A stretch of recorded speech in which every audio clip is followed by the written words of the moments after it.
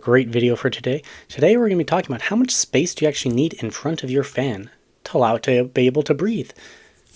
So this is going to be part of a two-part series. I'm doing this, I've got one video for 120 millimeter class fans, and then I'm going to do it tomorrow.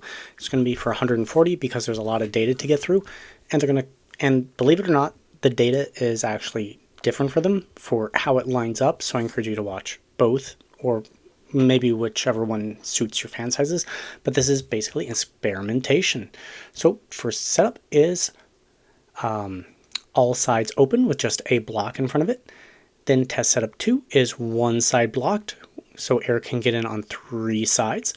Test 3 is blocked on 2 sides, so air can come in on 2 sides. And then the last test is blocked on 3 sides, 1, 2, 3, so air can only come in on 1 side. And then I varied the distance between the fan blades and the wall, basically the panel that would block off this fan, allowing it to breathe. So a brief visual explanation of what's going on. So air has to, instead of being able to flow just directly into the fan in a truly open airflow environment, and even actually through a mesh filter, but that is a little bit of a restriction. The air would naturally just kind of flow more or less straight in. Some would be drawn in from the sides, but most of it would be in the same direction as the fan is blowing the air. When you have a restriction in front of it, the air has to then go around it and do a 90-degree turn to some extent. So the wider this gap is, the easier it is for the air to go in. And if you have only one inlet for the air to come in, there just isn't as much area space for the air to be able to flow into it. So literally by that I mean, so we've got the restriction in front of the fan. This is similar to how I would set it up. So imagine that the top is blocked, this back is blocked, and obviously it's sitting on the floor, so let's say the bottom is blocked. So air is trying to flow in, and then how is the air going to get all the way over there? So if this is spaced out far enough from the fan blade, there is enough room for the air to actually be sucked in and then come over to these blades. But if the restriction is substantially closer to the fan, then what you're going to see is that the air won't really make it to the far side of the blade. Again, that side's blocked. The air is going to hit this, and then it will get distributed a little bit as it's, the fan is spinning, so it kind of will spread it out, but it won't, half the fan will be in more or less a vacuum. This video doesn't cover the noise levels. One thing I can tell you from listening with my ears is that when the fan is in a vacuum state, so there isn't enough air to fully utilize the full surface area of the fan, it does get louder because it's struggling to intake air, and it's struggling to get that air to the far side. So this area will be more or less in vacuum. The more space there is, the more like normal sounding it sounds. And actually, if you were to actually have this in a real PC case or anything like that, the panel in front would actually block a little bit of the noise. So now that is all said, let's see how it looks with the data. So first is 1 centimeter away from the fan. So that would be this panel at 1 centimeter. I did it at, I'm going to go back to it, sorry. 1 centimeter, 2 centimeters, 3 centimeters, and 4 centimeters. So between 2 and 3 centimeters is 1 inch because 1 inch equals 2.54 centimeters. So, you get that in between data points. So anyways, we did 1 centimeter away from the panel. We have no restrictions here in blue. Open sides. So that would be no restriction on the sides, just with the panel in front. And then we have for 1 side restricted, 2 sides restricted, and 3 sides restricted. So notice that open sides, even with it at very close to the fan blade, it still operates fairly well. So this would be like having a panel with literally open sides on all sides. Now, if you got 3 fans stacked, it's not going to be quite the equivalent. You're going to be somewhere in between the red line and the blue line, the teal blue line, realistically, if it's open on all sides with vents, top, bottom, right, left, full ventilation. All right, now at the 2 centimeter mark, notice that everything scaled up much closer to the no restriction mark. The open sides is still better. 1 side restricted, the results make sense, which is good. 3 sides restricted, obviously there's a performance deficit, but they're all starting to trend upward, closer to the no restrictions. Then we got 3 sides, or not 3 sides, 3 centimeters. Much, much closer. Matter of fact, one side restricted is almost lined up with the open sides results. There's a larger difference between 2 sides and 3 sides still.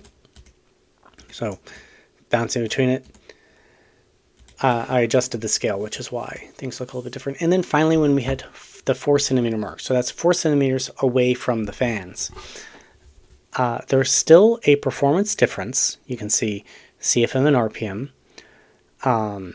There's a performance difference between having no restrictions or very, very little restrictions and open sides with that blocker in front, and even just one side being restricted. So what does this tell us?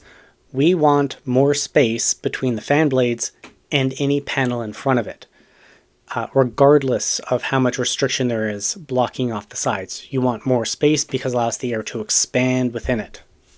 So what does this last little bit of data tell us? That having less restrictions around the fans greatly improves the performance regardless of how far the panel is away from the fans. Now, if it is more restricted, then you need a bigger space. Let's get into that now. Now we're taking a look at the same set of data, but looking at it from a slightly different point of view. And this point of view is all one type of test. So we've got no restrictions with 1 centimeter, 2, 3, 4, all open sides to see how much performance difference there is between close to far. So it's pretty clear that the farther away you get from the fan with the panel, the better the performance gets. And as RPMs increase, the difference between having more space versus less space becomes more drastic, because there's less time for the air to expand into that vacuum chamber where the air is being drawn into the fan. So having that larger gap allows for more time for that air to expand into it to fully utilize the fan, which is why you see a greater performance. And kind of driving home that exact point, we're onto one restriction. At 1 centimeter, the fan is not useless, but effectively useless, especially when you compare it to what its original airflow was, because there just isn't the space for it to expand. But once you're hitting 2 centimeters, you're getting close, or closer, to where the performance should be, and getting farther and farther away, so the panel spreading out further just further improves upon it. How about with 2 restricted sides? So again, the same sort of trend, just 1 centimeter isn't enough space. 2 centimeters, you're getting okay performance. 4 centimeters, okay, but it's still not quite there. And then, this is descending and getting worse. So now we've got 3 restricted sides. So air is only coming into the fan in one direction, one side panel. So at 1 centimeter, the fan is gone, useless.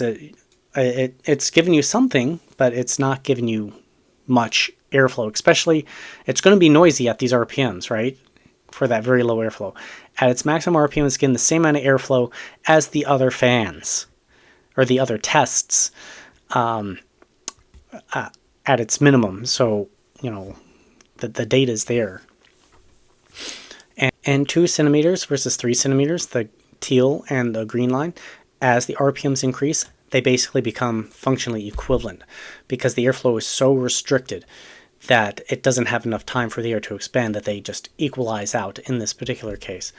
The purple line at 4 centimeters, it's still kind of doing okay, but it really just goes to show that make sure there's enough space between any panels and the fans, and when buying a case, make sure there's plenty of space between that panel and the fan itself. Otherwise, the fan will not be fully utilized. This is going to get you a little bit of a sneak peek for the 140 millimeter test as well. But we're going to focus on the left side here. So for 120s, I set a 50% and higher for the PWM fan signal, just to make the data easier enough to read. And, well, as we saw from the tests, at lower RPMs, it's easier for the fans to have near the same performance no matter how far away the fan is from that panel. So now that that is said, so 50% was chosen, and I set a data limit that it needed to surpass 80% of the original fan's performance. That's unrestricted airflow. So it needed to get greater than 80% of that unrestricted airflow. So at 1 centimeter, open sides, you need to be at 50%, 70%, and 100%, which means 60, 80, and 90 must be pretty close, but those are the data points that jumped past it. So 1 side, 2 side, 3 side is restricted, completely useless. This open sides is almost entirely unrealistic in most computer cases that I've seen on the market. So we have to partially ignore that. Now at the 2 centimeter mark, well, notice that performance difference has improved and we're seeing 1 side restricted. So what are we seeing? Open sides and 1 side restricted. So if it's large enough, openings on all the sides, you might be able to get away with that tighter clearance in front of the fan. At 3 centimeters, we finally see 2 blocked sides. Mind, most of the data points are still 0, but they should be relatively close, especially because the 90% is there. While pretty much everything with open sides is within over 90%, so that's really great.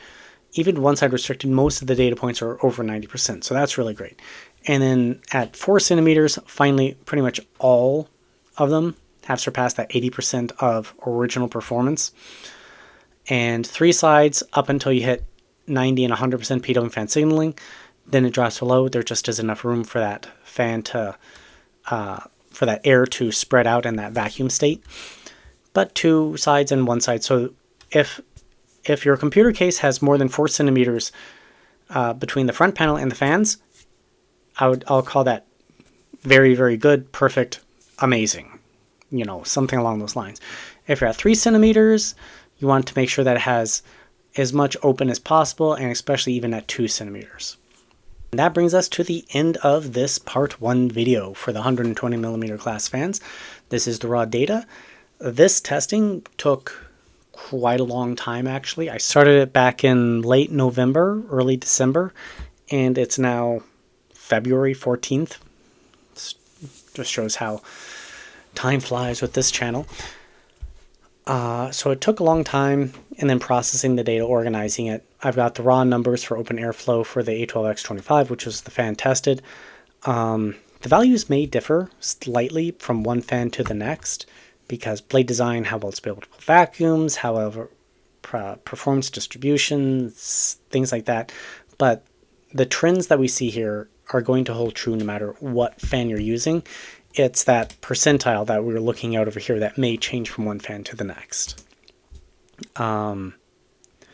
So like I've said before, throughout this video, make sure there's enough space between the solid panel, and this even is the floor. The floor counts as a solid panel. The floor and the fans.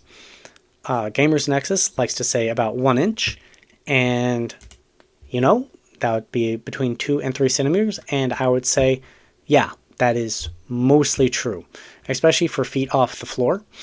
But if you're talking about between that front panel, you may want closer to 3 to 4 in order to get optimal performance, because that front panel often has a bit more restriction in it. Anyways, I thought this video was interesting to make. I hope you enjoyed it. If you like this kind of thing, please let me know. If you got other things you want me to try to test, please leave in the comment sections down below. If you got fans you want me to take a look at, put it down below. I have a upcoming video, don't know when it'll be released, putting together the presentation now. We may want to talk about noise in a different way, so I hope you stay tuned for that. And well, thank you very much for watching my video. I have a Patreon page, I have Discord, and join me as a YouTube member. If you join me as Patreon or YouTube member. It really goes a long way in helping grow this channel and making all the testing possible and upgrading and buying these fans and upgrading equipment. Other than that, have a great day, and I hope to see you next time here on Computer Tech and More.